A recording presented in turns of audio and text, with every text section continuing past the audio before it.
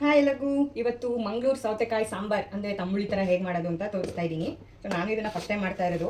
ನನಗೆ ಇದೆಲ್ಲ ಇವಾಗ ಸದ್ಯಕ್ಕೆ ಹೆಲ್ದಿ ಲೈಫ್ ಸ್ಟೈಲ್ನ ಮೇಂಟೈನ್ ಮಾಡೋಕ್ಕೋಸ್ಕರ ಆಯುರ್ವೇದಿಕ್ದು ಒಂದು ಡಯಟ್ನ ಫಾಲೋ ಮಾಡ್ತಾ ಇದ್ದೆ.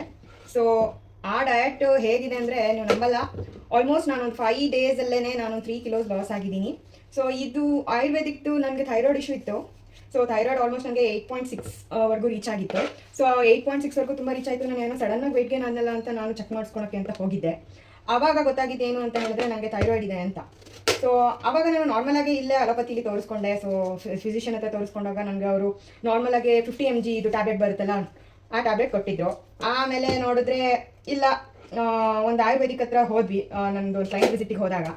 ಆವಾಗ ನನಗೆ ಗೊತ್ತಾಗಿದ್ದೇನು ಅಂದರೆ, ಸೊ ಆಯುರ್ವೇದಿಕ್ದಲ್ಲಿ ಇದಕ್ಕಿಂತ ಒಳ್ಳೆ ಟ್ರೀಟ್ಮೆಂಟ್ ಇದೆ, ಮತ್ತು ಅದಕ್ಕೆ ಯಾವಾಗಲೂ ತೊಗೊಳ್ಳೋ ಅವಶ್ಯಕತೆ ಇಲ್ಲ ಟ್ಯಾಬ್ಲೆಟ್ಸ್ನ. ಸೊ ಕಂಪ್ಲೀಟ್ಲಿ 1 ಮಂತಲ್ಲೇ ಆಗೋಗುತ್ತೆ ಅನ್ನೋದು. ಸೊ ಒಂದು ನಿಮಿಷ. ಸೊ 1 ಮಂತಲ್ಲೇ ಅದು ಕ್ಲಿಯರ್ ಆಗುತ್ತೆ ಅಂತ ಹೇಳಿದ್ರು. ಸೊ ಆಲ್ರೆಡಿ ನಾನಿವಾಗ ಒಂದು 25 ಡೇಸಿಂದ ತಗೋತಾ ಇದ್ದೀನಿ. ನನ್ನಲ್ಲೇ ನಾನು ತುಂಬ ಚೇಂಜಸ್ ನೋಡಿದ್ದೀನಿ. ಯಾರ್ಯಾರಿಗೆಲ್ಲ ಥೈರಾಯ್ಡ್ ಇಶ್ಯೂ ಇದೆ, ನೀವು ಒಂದ್ಸಲಿ ನಂಗೊಂದು ಮೆಸೇಜ್ ಹಾಕಿ. ಸೊ ನಿಮ್ಗೆ ಹೇಳ್ತೀನಿ ಯಾವ ಆಯುರ್ವೇದಿಕ್ ಕ್ಲಿನಿಕಿಗೆ ಹೋಗಬೇಕು ಅಂತ. ತುಂಬ ಚೆನ್ನಾಗಿ ಟ್ರೀಟ್ ಮಾಡಿದ್ರು ಅವರು. ನಾನು ಹೋಗಿದ್ದು ಬ್ಯಾಂಗ್ಳೂರಿನಲ್ಲಿ. ಸೊ ನಿಮ್ಗೆ ಯಾಕಂದ್ರೆ ಇತ್ತು ಆ ಥರ ತೋರಿಸ್ಬೇಕು ಅಂತ ಹೇಳಿದ್ರೆ ನೀವು ನನಗೆ ಕಾಂಟ್ಯಾಕ್ಟ್ ಮಾಡ್ಬೋದು, ಸರಿನಾ? ಇದು ಇವತ್ತಿನ ಮಿನಿ ಬ್ಲಾಗ್. ಇವತ್ತು ನನ್ನ ಮಗಂದು ಯಾವುದೂ ವಿಡಿಯೋ ಇಲ್ಲ, ಇವತ್ತು ನನ್ನದೇ ಆದಂಥ ವಿಡಿಯೋ ಆಗಿರುತ್ತೆ. ಸೊ ಇದು ಸಾಂಬಾರು ಸೌತೆಕಾಯಿ ಮಾಡ್ಕೊಳ್ಳೋಣ ಅಂತ ಹೆಚ್ಕೋತಾ ಇದ್ದೀನಿ. ಸೊ ಸಾಂಬಾರು ಸೌತೆಕಾಯಿ ಇವತ್ತು ನಾನು ಆಲ್ರೆಡಿ ಡೇ 5 ಅಲ್ಲಿದ್ದೀನಿ. ಸೊ ಅವ್ರಿಗೊಂದು 10 ಡೇಸ್ ಪ್ಲಾನ್ ಆಗಿರುತ್ತೆ. ಆ ಪ್ಲಾನಲ್ಲಿ ನಾನು ಇವತ್ತು ಡೇ 5 ಪ್ಲಾನಲ್ಲಿದ್ದೀನಿ. ಈ ಡೇ 5 ಪ್ಲಾನಲ್ಲಿ ಅನ್ಪಾಲಿಶ್ಡ್ ರೈಸ್ದು, ಮಾರ್ನಿಂಗ್ ಫ್ಲಾಕ್ ಸೀಡ್ಸು, ತುಂಬ ಚೆನ್ನಾಗಿರುತ್ತೆ ಡಯಟು. ನಿಮಗೆ ಗೊತ್ತಿರಲ್ಲ ನೀವು ಹಿಂಗೆಲ್ಲ ಡಯಟ್ ಎಲ್ಲ ಫಾಲೋ ಮಾಡ್ತೀರಾ ಅಂತ, ಅಷ್ಟು ಚೆನ್ನಾಗೇ ಅದು ನಿಮಗೆ ವರ್ಕ್ ಆಗುತ್ತೆ. ಸೊ ನಿಮ್ಗೆ ಯಾರಿಗಾದ್ರೂ ಇಷ್ಟ ಇತ್ತು, ನೀವು ಬೇಗ ಕ್ಯೂರ್ ಆಗಬೇಕು ಥೈರಾಯ್ಡಿಂದ ಅಂತ ಹೇಳಿದ್ರೆ ನನಗೆ ಒಂದು ಮೆಸೇಜ್ ಮಾಡಿ. ಇದು ಇವತ್ತಿನ ಶಾರ್ಟ್ಸ್ ಆಗಿರುತ್ತೆ, ಶಾರ್ಟ್ ವಿಡಿಯೋ ಮಾಡೋಣ ಅಂತ. ಸೊ ಮಂಗಳೂರು ಸೌತೆಕಾಯಿ ಸಾಂಬಾರು ಮಾಡೋಕ್ಕೆ ಇನ್ನೂ ತುಂಬ ಲೆಂತ್ ಆಗುತ್ತೆ. ಸೊ ನೆಕ್ಸ್ಟು ಇದ್ರ ಬಗ್ಗೆ ನಿಮಗೆ ನಾನು ಹೇಳ್ತಾ ಹೋಗ್ತೀನಿ. ಹೇಗೆ ಅಂತ ಹೇಳಿದ್ರೆ, ಇವಾಗ ನೀವೇ ನೋಡಿದ್ದೀರಾ, ಇವಾಗಿನ ಜನ್ರೇಷನ್ಸಲ್ಲಿ ಫುಡ್ಡೆಲ್ಲ ಎಷ್ಟು ಹದಗೆಟ್ಟಿದೆ. ನಾವೆಷ್ಟು ಜಂಕ್ ಫುಡ್ ಮೇಲೆ ನಾವು ಡಿಪೆಂಡ್ ಆಗಿಬಿಟ್ಟಿದ್ದೀವಿ, ಮತ್ತು ಎಷ್ಟು ಫಾಸ್ಟ್ ಫುಡ್ ಮೇಲೆ ನಾವು ಡಿಪೆಂಡ್ ಆಗಿದ್ದೀವಿ ಅಂತ.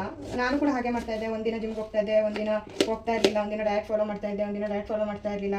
ತುಂಬ ನಾನೇ ಅದನ್ನು ಸೀರಿಯಸ್ ಆಗಿ ತೊಗೊಂಡಿರಲಿಲ್ಲ. ಬಟ್ ಒಂದು ಸರಿ ಡಿಸೈಡ್ ಮಾಡಿದೆ, ಇಲ್ಲ ನಾನು ಇದನ್ನು ತುಂಬ ಸೀರಿಯಸ್ ಆಗಿ ತೊಗೋಬೇಕು, ಮಾಡಬೇಕು ಅಂತ. ಸೊ ನಾನು ಒಂದೇ ಸಲ ಏನಿಲ್ಲ ಅಂದ್ರೂ ಒಂದು 10 ಕಿಲೋಸ್ ಗೇನ್ ಆಗಿಬಿಟ್ಟೆ. 65ಇಂದ ಆಲ್ಮೋಸ್ಟ್ 75ವರೆಗೂ ಹೋಗಿದ್ದೆ. ಇವಾಗ ನಾನು ಲಾಸ್ಟ್ 5 ಡೇಸಿಂದ ನಾನು ಆಲ್ಮೋಸ್ಟ್ 72 ವೇಟಿಗೆ ಬಂದಿದ್ದೀನಿ ಇವಾಗ. ಮತ್ತು ತುಂಬ ಹೆಲ್ದಿಯಾಗಿ, ಮತ್ತು ಎಲ್ಲ ಮನೆಯಲ್ಲೇ ಮಾಡಿರೋ ಅಡುಗೆಗಳನ್ನೇ ತಿಂದು ಸಣ್ಣ ಆಗಿರೋದು. ನಾನು ಯಾವುದೇ ಈಚೆ ಕಡೆಯಿಂದ ಹೋಗಿ ಪ್ರೋಟೀನ್ ಸೋರ್ಸ್ ಅಂತೆ ಅದಂತೆ ಇದಂತೆ ಅಂತ ಏನೂ ಮಾಡಿಲ್ಲ. ಮನೆಯಲ್ಲೇ ಸಿಗುವಂಥ ಈ ಥರ ಸಾಂಬಾರು, ಕಾಯಿಗಳು, ಪಲ್ಯಗಳು, ಆಮೇಲೆ ರೈಸು, ಜೋಳದ ರೊಟ್ಟಿ, ಈ ಥರನೇ ಈ ಡಯಟ್ ಆಗಿರೋದು. ಸೊ ನಿಮಗೆ ಯಾರಿಗಾನು ಇದೇ ಥರ ಇತ್ತು, ಹೆಂಗೆ ನಾವು ಸಣ್ಣ ಆಗಬೇಕು ಅಥವಾ ಹೆಂಗೆ ಇದರಿಂದ ಹೊರಗಡೆ ಬರಬೇಕು ಅನ್ನೋದು ಏನಾರು ಇತ್ತು ಅಂತ ಹೇಳಿದ್ರೆ ನೀವು ನನಗೊಂದ್ಸಲಿ ಕಾಂಟ್ಯಾಕ್ಟ್ ಮಾಡ್ಕೊಬೋದು, ಓಕೆನಾ?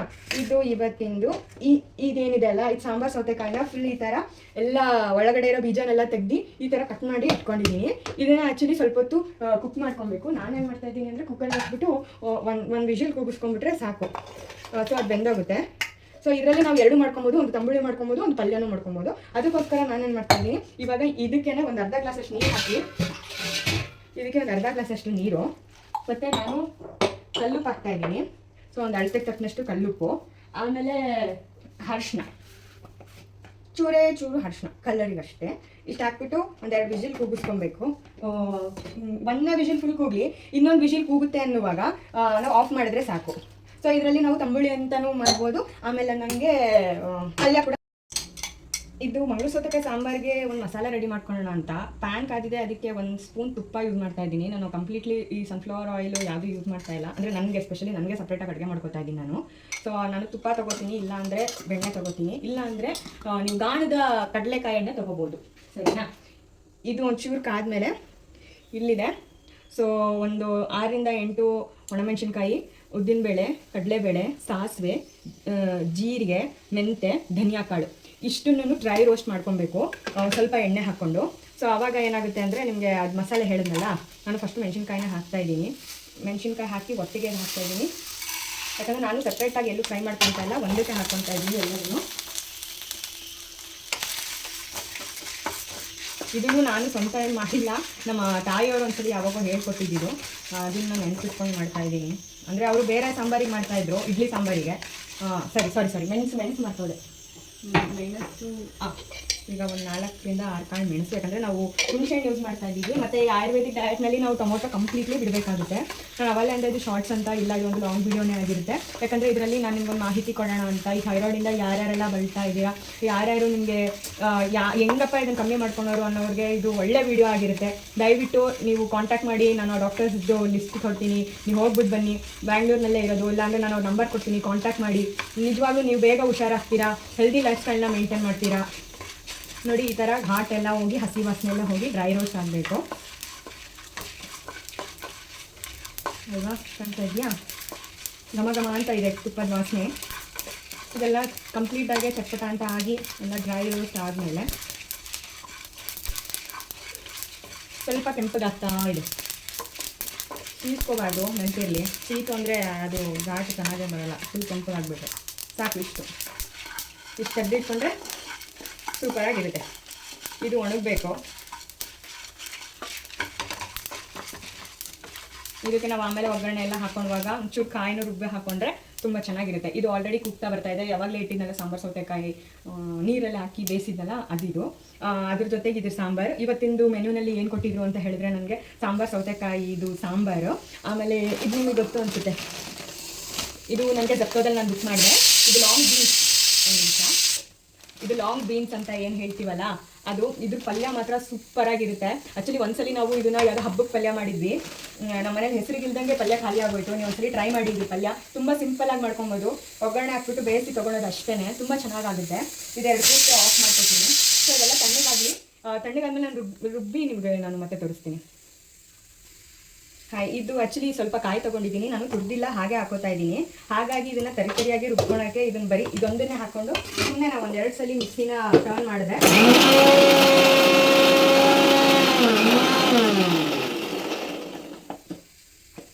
ಈ ಥರ ಇರುತ್ತೆ, ಸರಿನಾ? ಇದಕ್ಕೇನೆ ನಾವು ಅವಾಗಲೇ ಎಲ್ಲ ಹುರ್ಕೊಂಡ್ವಲ್ಲ, ಅದನ್ನೆಲ್ಲದನ್ನು ಟ್ರಾನ್ಸ್ಫರ್ ಮಾಡ್ಕೊಳ್ಳೋಣ.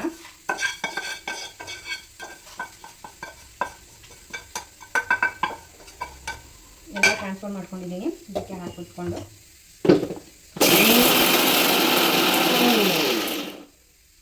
ನಾನು ಇದಕ್ಕೊಂದು ಸ್ವಲ್ಪ ನೀರು ಆ್ಯಡ್ ಮಾಡ್ಕೊಳ್ತೀನಿ.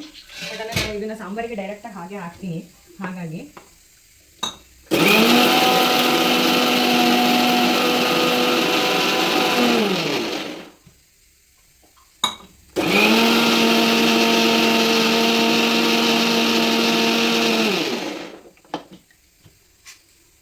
ಅಂತ ಇದೆ. ಈ ಥರ ರೆಡಿಯಾಗಿರುತ್ತೆ. ಇವಾಗ ಏನು ಮಾಡ್ತೀನಿ ಅಂದರೆ, ಇದನ್ನು ಸೈಡಲ್ಲಿ ಎತ್ತಿಟ್ಕೊತೀನಿ. ಇದನ್ನು ನಾರ್ಮಲಾಗಿ ಒಗ್ಗರಣೆ ಹಾಕೋತೀವಲ್ಲ ಆ ಥರ. ಒಂದು ನಿಮಿಷ ನೋಡಿ, ಈ ಥರ ಬೆಂದಿದೆ. ಇದಕ್ಕೆ ನಾನು ಎಷ್ಟು ಬೇಕೋ ಅಷ್ಟಕ್ಕೆ ಸಾಂಬಾರು ಮಾಡ್ಕೊತೀನಿ, ಮಿಕ್ಕಿದ್ದನ್ನು ಪಲ್ಯಕ್ಕೆ ಅಂತ ಎತ್ತಿಟ್ಕೊತೀನಿ. ಸೊ ಬೇರೆ ಸ್ವಲ್ಪ ತೊಗೊಂಡು ಸ್ವಲ್ಪ ಪಲ್ಯಕ್ಕೆ ಎತ್ತಿಟ್ಕೊತೀನಿ. ಅಂದರೆ ಎಲ್ಲ ನಾನೊಬ್ಬಳು ತಿನ್ನೋಕ್ಕಾಗಲ್ಲ, ಒಂದೇ ಸಾಂಬಾರಾಗಿ. ಅದಕ್ಕೆ ಸ್ವಲ್ಪ ಸಾಂಬಾರು, ಸ್ವಲ್ಪ ಪಲ್ಯ ಮಾಡ್ಕೊತೀನಿ. ಸೊ ಈ ಥರ ಇರುತ್ತೆ ಇದು.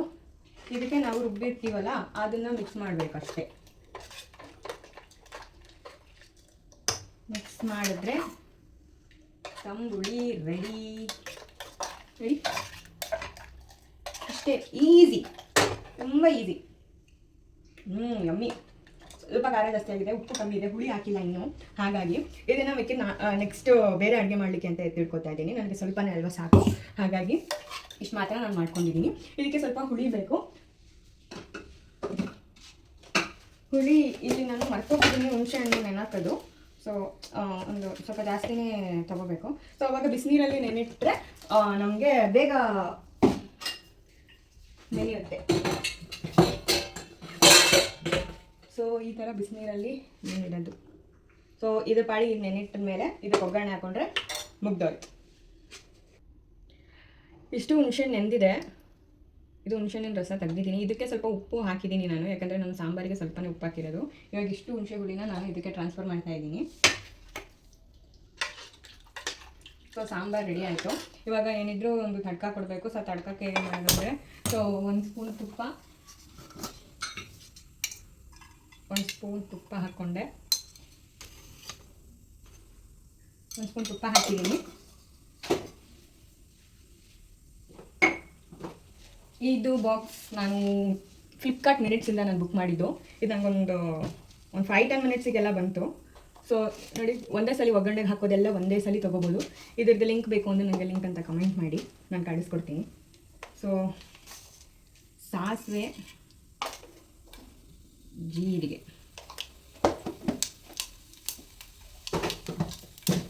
ಸ್ವಲ್ಪ ಚಟ ಚಟ ಅನ್ನಲಿ.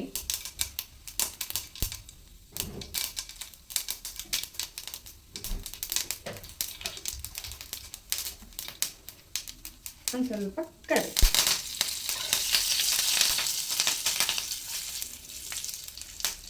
ಹಿಂಗಿರೋದು ಒಂದು ನಿಮಿಷ ಆಫ್ ಮಾಡಿಕೊಂಡು ಇದನ್ನು ಒಂದರಿಗೆ ಟ್ರಾನ್ಸ್ಫರ್ ಮಾಡ್ತೀನಿ. ತುಪ್ಪ ಎಲ್ಲ ಇದರೊಳಗೆ ಇತ್ತು ಅಂತ ನಾನು ನೋಡಿ ಸ್ವಲ್ಪ ಸಾಂಬಾರನ್ನ ತೆಗೆದು ಇದಕ್ಕೆ ಹಾಕಿದೆ. ಸೊ ಬಿಸಿ ಬಿಸಿ ಸೌತೆಕಾಯಿ ತಂಬೂರಿ ಸಾಂಬಾರು ರೆಡಿ. ಸಾಂಬಾರು ಅನ್ನಕ್ಕೆ ತುಂಬ ಚೆನ್ನಾಗಿರುತ್ತೆ. ಬಿಸಿ ಬಿಸಿ ಅನ್ನಕ್ಕೆ ತುಪ್ಪ ಹಾಕ್ಕೊತೀನಿ, ಸೂಪರಾಗಿರುತ್ತೆ. Okay, thank you. ಲೈಕ್ ಮಾಡಿ, ಶೇರ್ ಮಾಡಿ, ಕಮೆಂಟ್ ಮಾಡಿ. ಇದೇ ಥರದ ವೀಡಿಯೋಸ್ ಹಾಕ್ತಾ ಇರ್ತೀನಿ, ಇನ್ಫಾರ್ಮೇಟಿವ್ ವೀಡಿಯೋಸ್ ಹಾಕ್ತಾ ಇರ್ತೀನಿ. ನಾನು ಅಡುಗೆ ಮಾಡೋದ್ರ ಜೊತೆ ನಿಮಗೆ ಕೆಲವು ಟಿಪ್ಸ್ಗಳನ್ನ ಕೊಡ್ತಾ ಇರ್ತೀನಿ. ಇವಾಗ ನಾನು ಹೇಳಿದೆ ಅಲ್ವಾ ನಿಮಗೆ ನಾನು ಥೈರಾಯ್ಡ್ ಬಗ್ಗೆ. ಸೊ ಅದ್ರ ಬಗ್ಗೆ ನಾನು ನೆಕ್ಸ್ಟ್ ಇನ್ನೊಂದು ವೀಡಿಯೋದಲ್ಲಿ ಕಂಪ್ಲೀಟಾಗಿ ಹೇಳ್ತೀನಿ, ಯಾವ ಹಾಸ್ಪಿಟಲ್ ಎಲ್ಲಿದೆ ಏನು ಅಂತ ನಿಮಗೆ. ಸರಿನಾ? ಓಕೆ, ಬಾಯ್.